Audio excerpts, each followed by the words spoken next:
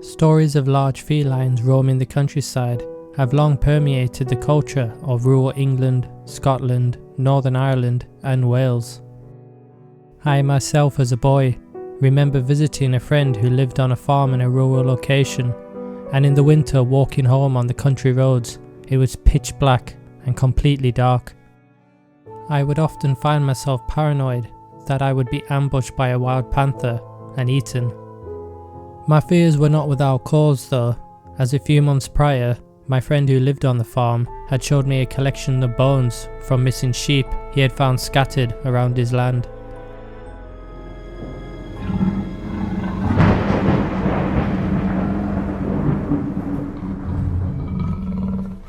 What could have killed these sheep and been strong enough to drag their carcass over fence and walls? Surely not a fox, and wolves have been extinct in the UK since the 1600s.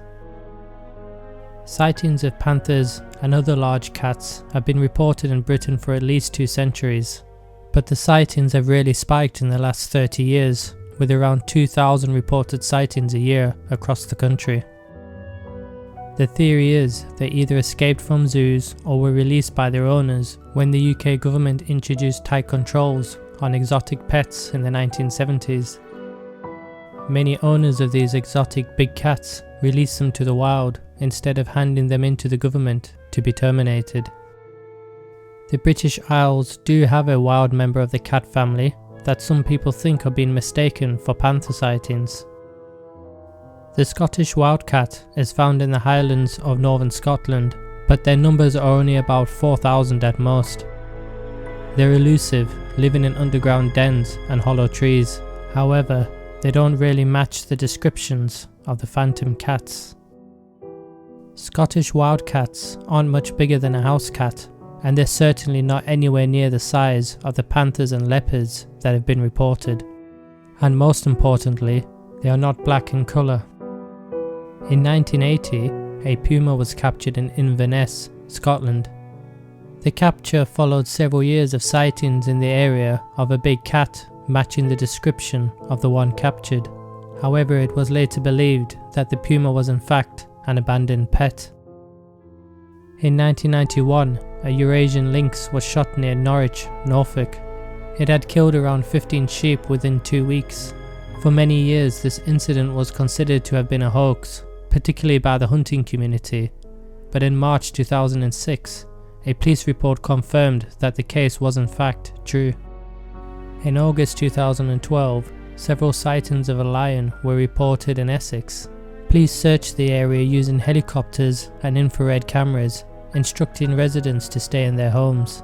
Dozens of armed officers arrived at the small village of St Osyth after a 999 call that a lion was on the loose. Holidaymakers on a caravan site had spotted it, or so they thought. A helicopter was scrambled and zoo staff with tranquilizer guns brought to the scene. What was the atmosphere like last night? Very charged, a lot of excitement, a lot of armed police, helicopters. We were rushed to the scene in a blue light vehicle.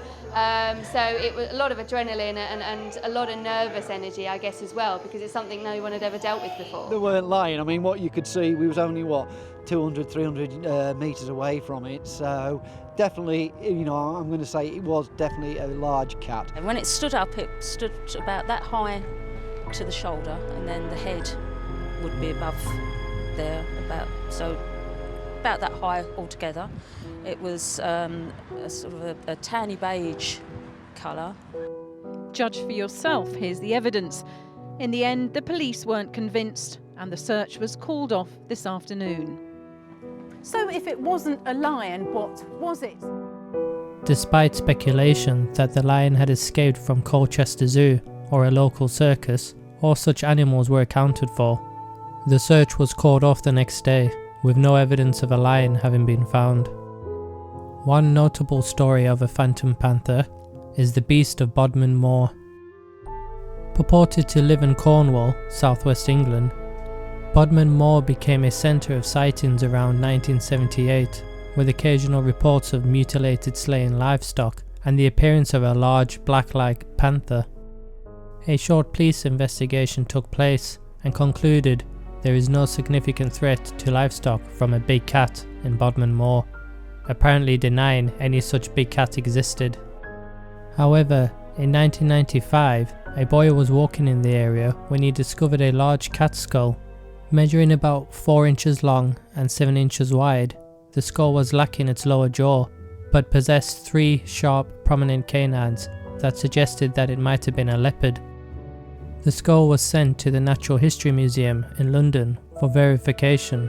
A team of zoologists from the Natural History Museum in London determined that it was indeed a genuine skull from a young male leopard, but also found that the cat had not died in Britain and that the skull had been imported as part of a leopard skin rug. Do these phantom cats really exist and are surviving in the wild, or is it just a result of collective mass hysteria? In any case, real or not, thankfully no one has reported to have been attacked by any of these creatures.